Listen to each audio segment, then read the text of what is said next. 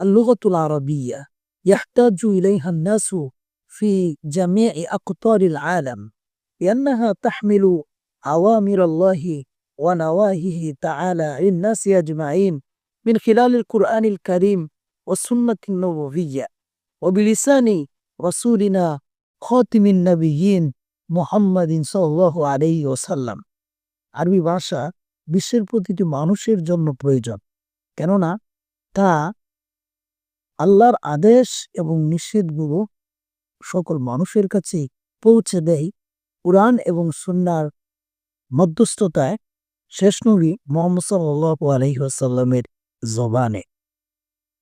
তাই মানুষের এই অপরিহার্য প্রয়োজন পূরণে অ্যারাবিক লার্নিং সেন্টার আপনাদের পাশে আপনাদের সেই আরবি শেখার প্রয়োজনকে পূরণ করবে ইনশাআল্লাহ।